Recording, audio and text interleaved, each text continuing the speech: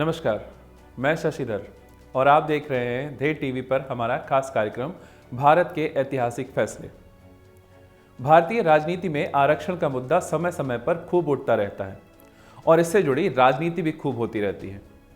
और जब भी ये मुद्दा उठता है तो एक मामले का जिक्र जरूर आता है, जो है हमारी आज की कहानी, यानी इंदिरा साहनी बनाम भारत संघ केस, जो कि 90 के दशक में सामने आया और हमेशा के लिए भारतीय राजनीति के इतिहास में एक अमिट छाप छोड़ गया।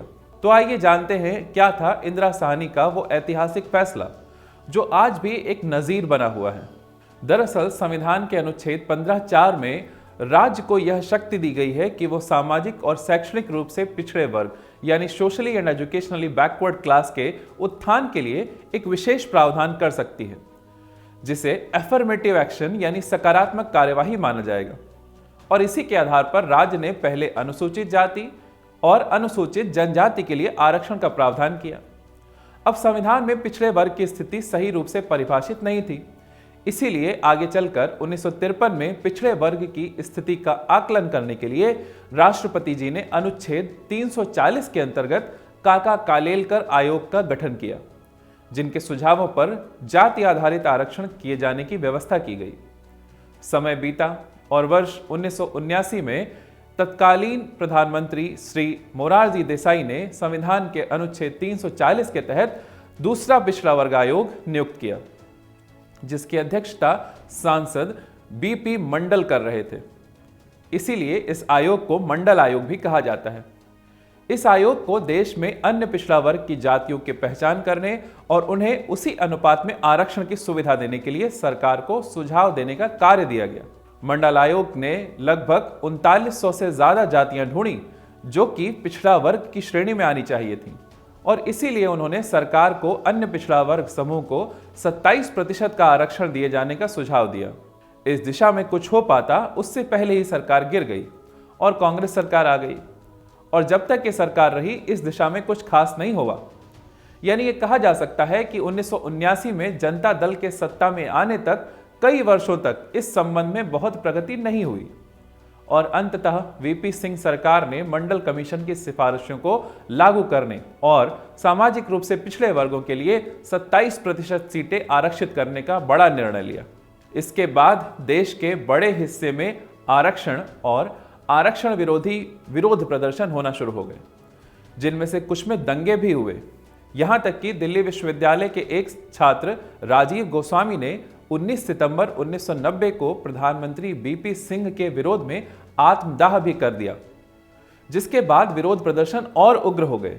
मंडल आयोग के सुझावों को मानते हुए और राजनीतिक व्यवस्था को समझते हुए बीपी सिंह ने मंडल आयोग के सुझावों को लागू तो कर दिया, पर वो उसका राजनीतिक लाभ भी नहीं ले पाए और कभी दोबारा सत्ता में भी नहीं आए और भविष्य में गुमनामी में ही रहे।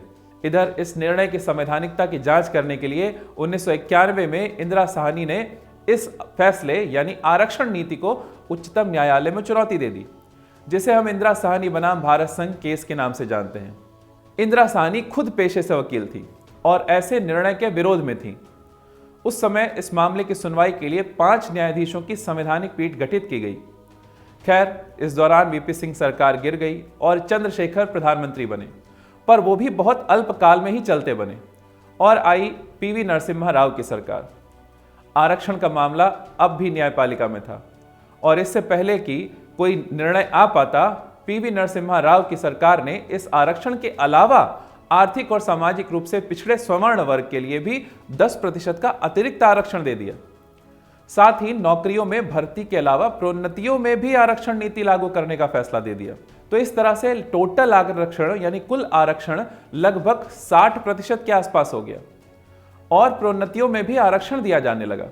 इंदिरा साहनी ने इस फैसले को भी अपनी याचिका में जोड़कर न्यायपालिका के समक्ष रखा और मामले की जटिलता को देखते हुए 5 न्यायाधीशों की पीठ ने मामले को 9 न्यायाधीशों की पीठ के पास भेज दिया।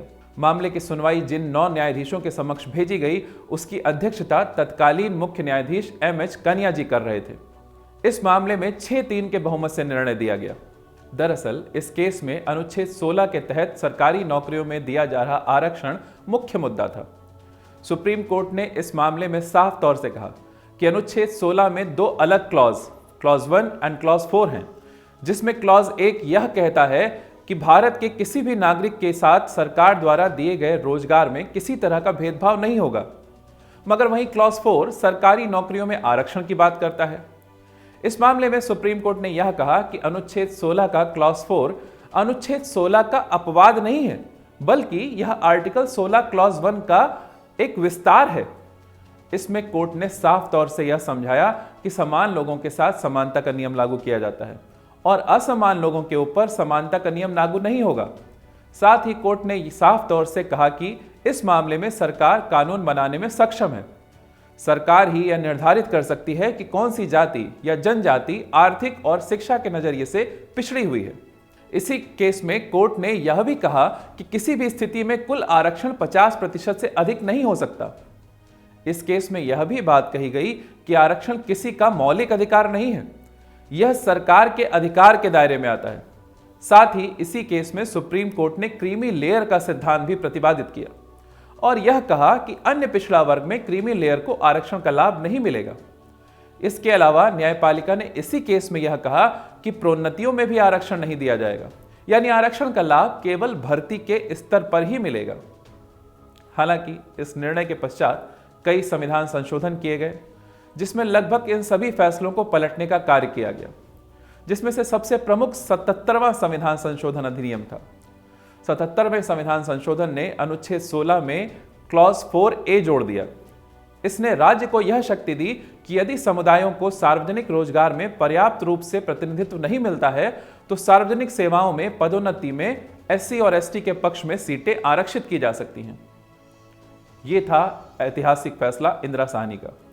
खैर, ऐसे बहुत से और पेंच फंसे जिसे आगे सुलझाया गया, जिसकी कहानी आप आने वाले मामलों में समझेंगे। ऐसी रोचक कहानियां लेके मैं जल्दी ही मिलूंगा। तब तक के लिए धन्यवाद।